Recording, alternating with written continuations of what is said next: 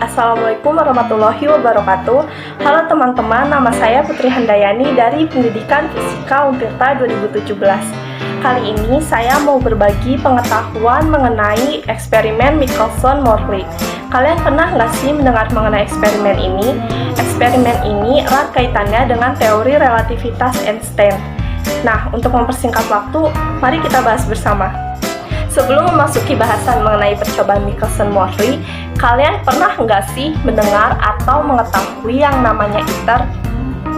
Apa sih ITER itu? Jadi begini, dulu sebelum abad ke-19, para fisikawan mengalami kesulitan ketika membayangkan perambatan gelombang tanpa melalui medium. Jadi, beberapa tahun setelah dikemukakannya persamaan Maxwell mengenai kecepatan absolut dari perambatan gelombang elektromagnetik, maka saat itu dipercaya bahwa gelombang elektromagnetik perlu medium untuk bisa merambat. Tetapi berbeda dengan gelombang bunyi yang merambat melalui medium udara, gelombang cahaya yang merupakan gelombang elektromagnetik dapat merambat di ruang hampa udara. Dari permulaan inilah, para fisikawan abad ke-19 berhipotesis tentang keberadaan ITER sebagai medium merambat cahaya di ruang hampa udara. Maka percobaan Michelson-Morley ini untuk membuktikan hipotesis mengenai ITER. Hipotesis ITER menyatakan bahwa gelombang cahaya dari matahari ke bumi dapat merambat melalui suatu medium yang disebut ITER. Jika dari hipotesis tersebut, ITER ini berbeda dari medium lainnya, karena keberadaannya di ruang hampa dan juga di dalam bahan tembus cahaya. Jelaslah bahwa ITER tidak seperti materi biasa yang memiliki kerapatan dan komposisi kimia, karena tidak mungkin materi seperti ini berada di ruang hampa. ITER harus memenuhi seluruh ruangan, bahkan sampai bintang terjauh sekalipun, karena cahaya ada dimanapun. Lalu sebenarnya apa yang Michelson dan Morley coba temukan melalui percobaan mereka? Michelson-Morley mencoba menemukan kecepatan mutlak bumi terhadap ITER. Untuk mencari kecepatan ITER ini, Michelson-Morley merancang sebuah alat ukur interferensi gelombang cahaya dengan ketelitian yang sangat tinggi. Interferometer dan prinsipnya. Interferometer Michelson merupakan seperangkat peralatan yang memanfaatkan gejala interferensi cahaya. Interferensi cahaya sendiri merupakan perpaduan antara dua gelombang cahaya. Interferensi cahaya ini akan menghasilkan pola gelap dan terang.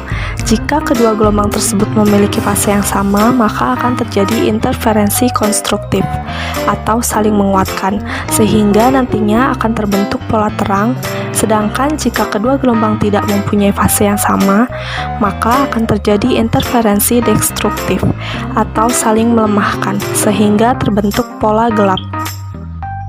Berikut merupakan skema interferometer Michelson-Morley dengan bagian 1 laser, bagian 2 cermin 1, bagian 3 cermin 2, dan bagian 4 layar.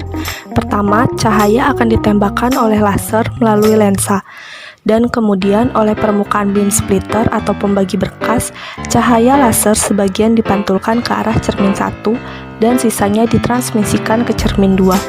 Cahaya yang dipantulkan dari kedua cermin akan dipantulkan kembali ke beam splitter, kemudian bersatu dan menuju layar, sehingga kedua sinar akan berinterferensi yang ditunjukkan dengan adanya pola-pola cincin gelap terang. Lalu, apa hasil dari percobaan Michelson-Morley? Selisih waktu yang diperoleh sangat kecil dan sulit teramati secara manual. Namun, dari hasil pengamatan secara optik melalui pola interferensi tidak terlihat perbedaan fase. Artinya, tidak terdapat perbedaan antara waktu yang diperlukan oleh cahaya untuk pulang dan pergi dalam sejajar dengan aliran ITER dan arah tegak lurus terhadap aliran ITER. Nah, itu tadi merupakan pembahasan mengenai percobaan Michelson-Morley. Dalam membuktikan keberadaan ITER, maka dapat ditarik kesimpulan bahwa pertama, hipotesis tentang medium yang disebut ITER tidak dapat dibuktikan. Kedua, kecepatan cahaya adalah tetap dan sama untuk segala arah, tidak bergantung pada gerak bumi.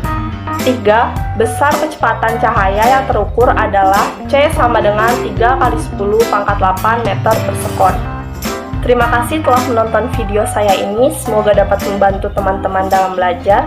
Wassalamualaikum warahmatullahi wabarakatuh.